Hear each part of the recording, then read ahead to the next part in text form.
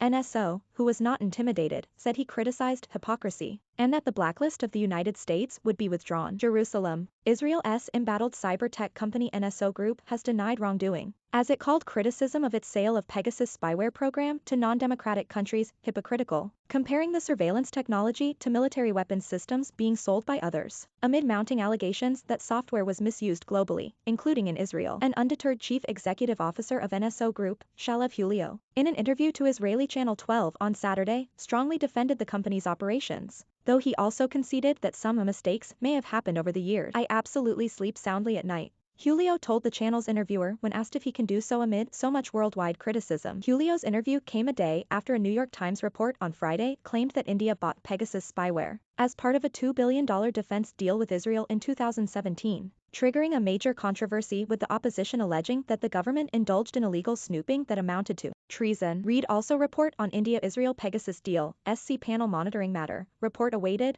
says government source amid a fresh row over the Pegasus issue. The government sources on Saturday said that a Supreme Court committee is closely monitoring the matter and a report is awaited.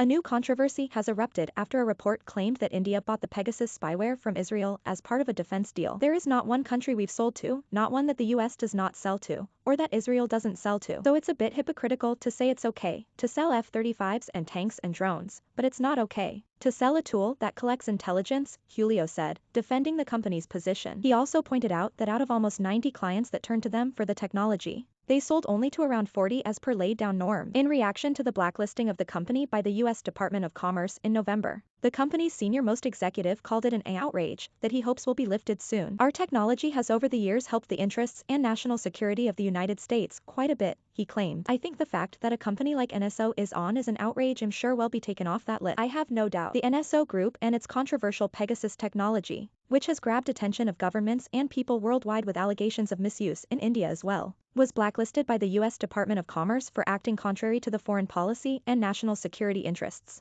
of the U.S. last year in November. Israel distanced itself from the controversy triggered by the blacklisting of the NSO Group, after allegations of illegal use of its Pegasus spyware to target government officials, activists, and journalists globally, saying it is a private company and it has nothing to do with the policies of the Israeli government. In India, a row had erupted last year over Pegasus allegedly being used for targeted surveillance in India. An international investigative consortium had claimed that many Indian ministers, politicians, activists, businessmen and journalists were potentially targeted by the software. The Indian government, however, had dismissed allegations of any kind of surveillance on its part on specific people. Last October, the Supreme Court set up a 3-member independent expert panel to probe the alleged use of Pegasus for targeted surveillance in India, observing the state cannot get a free pass every time the specter of national security is raised and that its mere invocation cannot render the judiciary a mute spectator and be the bugbear it shies away from. In his interview, Hulio also denied that Pegasus was used to hack the phone of French President Emmanuel Macron. He also denied any link between the company's products and the killing of dissident Saudi journalist Jamal Khashoggi at the Gulf Kingdom's consulate in Istanbul, Turkey. It's become something of a national pastime to blame anything that happens on NSO. A large part of the reports are simply untrue, are prejudiced, and it certainly sometimes angers and sometimes frustrates. But in the end we know the truth, the CEO asserted. When asked if the NSO Group has made mistakes since its establishment,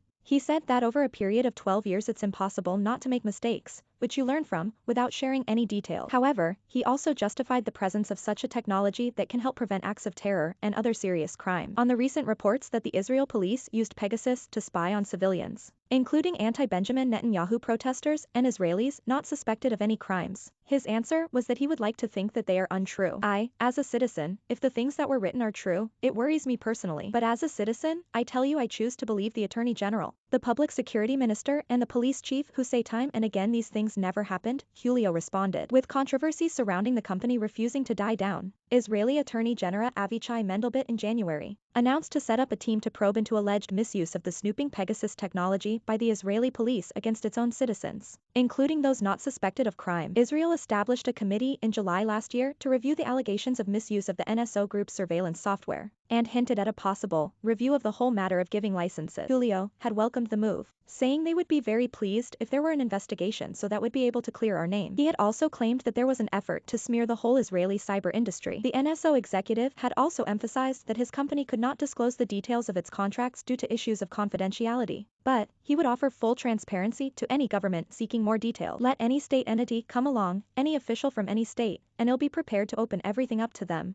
for them to enter, to dig around from top to bottom, Hulio then said. Israel's defense ministry had in a statement also threatened that if it finds that the NSO Group violated the terms of its export licenses, it will take appropriate action.